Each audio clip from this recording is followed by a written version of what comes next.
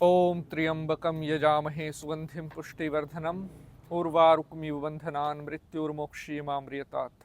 बोलिए शंकर भगवान की जय। अक्सर हमारे पास बहुत सारे साथियों के प्रश्न आते हैं कि गुरुजी, हम बहुत कुछ करते हैं, बहुत मेहनत करते हैं, पूजा पाठ भी करते हैं, उपाय भी करते हैं, लेकिन फिर भी हमारे घर पर पैसा नहीं आता। और अगर थोड़ा बहुत पैसा आ भी जाता है, वो पैसा हमारे किसी काम नहीं आता। मतलब या तो वो पैसा बीमारी में लग जाएगा, या कुछ दुर्घटना, कुछ चोट इत्यादि लग जाएगी, जिस वजह से वो थोड़ा बहुत आया हुआ पैसा भी ऐसे ही व्यर्थ चला जाता है। क्या आपके साथ भी यही समस्या हो रही है? क्या आप धन को लेकर बहुत परेशानी में हैं, नहीं बना पा रहे हैं अपना सपनों का घर, या नहीं कर पा रहे हैं अपनी कोई ऐसी इच्छा पूरी जिसके लिए बहुत लंबे टाइम से आप मेहनत कर रहे हैं? क्या आपका भाग्य भी आपका साथ नहीं दे रहा है?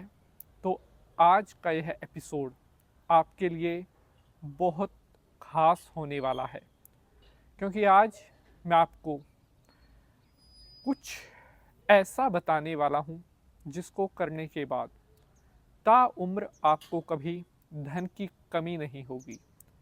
जीवन में अगर आप दोनों हाथों से भी पैसा खर्च करोगे तो भी हमेशा आपकी जेब भरी रहेगी।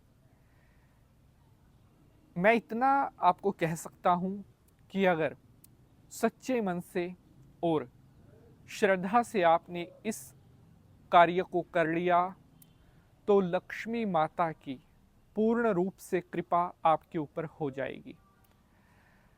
प्यारे बंधुजनों, मैं आपके लिए हमेशा अच्छे से अच्छा उपाय लेकर आता हूँ। मेरी कोशिश यही रहती है कि YouTube पर ऐसा उपाय आपको दूं जो आज तक शायद किसी ने भी आपको ना दिया हो। इस उपाय को केवल वही लोग करना जिनको भगवान पर, अपने इष्ट, अपनी कुल देवी पर पूर्ण विश्वास है, क्योंकि जन्म देने वाला भी परमपिता परमात्मा है। हमें बुद्धि देने वाला, हमारे जीवन को अच्छे मार्ग पर चलाने वाला, ये सब भगवान की मर्जी से होता है। उसकी मर्जी के बिना एक पत्ता भी नहीं हिलता। अपने घर पर छुपा दीजिए यह एक चीज़ और आने लगेगा अटूट पैसा।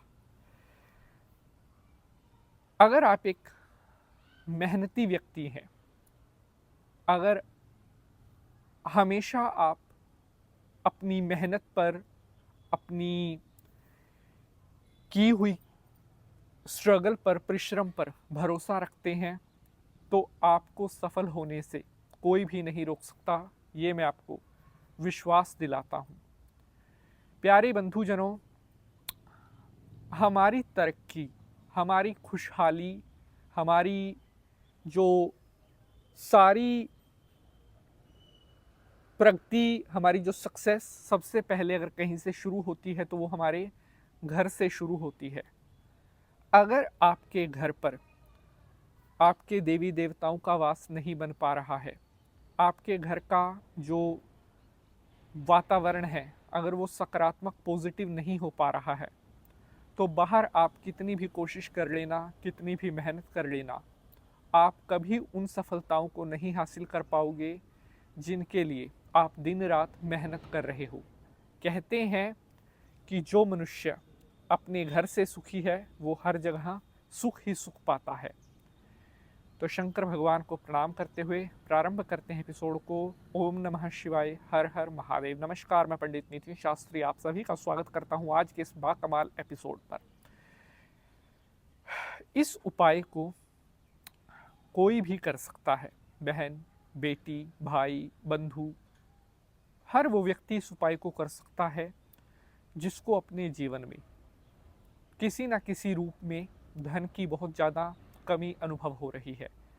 आपको बहुत स्ट्रगल करने के बाद भी, बहुत मेहनत करने के बाद भी अगर पैसा नहीं आ पा रहा, आपके बार बार आपके हाथ में आया हुआ पैसा भी ऐसे ही निकल जा रहा है, तो आपको कुछ करने की ज़रूरत नहीं है। सिर्फ यह एक छोटा सा काम आपको करना है और उसके बाद ज़िंदगी में आप इतना पैसा आपके पास आएगा कि चाहे सारी उम्र खर्च करते रहना, पैसे की कभी भी कमी नहीं होगी। इस उपाय को आपने शुक्रवार के दिन करना है और शुक्रवार के दिन इस उपाय को आप सूर्योदय के बाद और सूर्यास्त होने से पहले, यानी कि दिन में किसी भी समय कर सकते हैं। शुक्रवार के दिन आपने एक जो है पीले रंग का कपड़ा लेना है।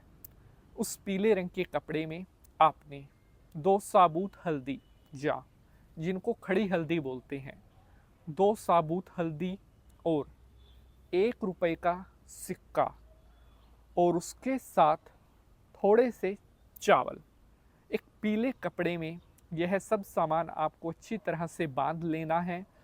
और उसके बाद इस पीले कपड़े को आपके घर के आसपास जो भी मंदिर है वहाँ आप इसे लेकर जाएं और विष्णु भगवान, लक्ष्मी माता के चरणों से इस कपड़े को आपने लगाना है।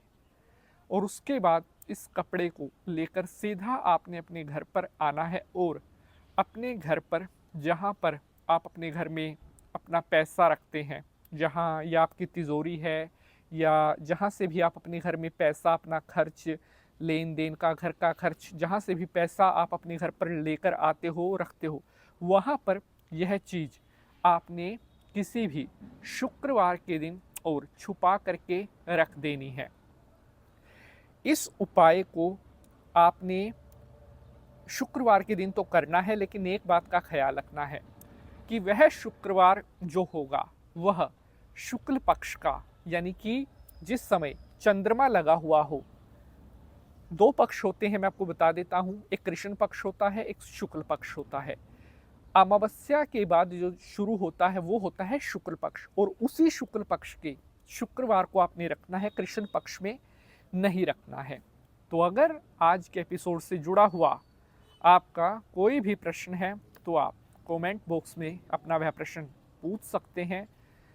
लाइक शेयर जरूर करेंगे। अब आपसे मुलाकात होगी अगले एपिसोड में किसी और नए विषय के साथ। तब तक के लिए हंसते रहें, मुस्कुराते रहें। हर हर महादेव।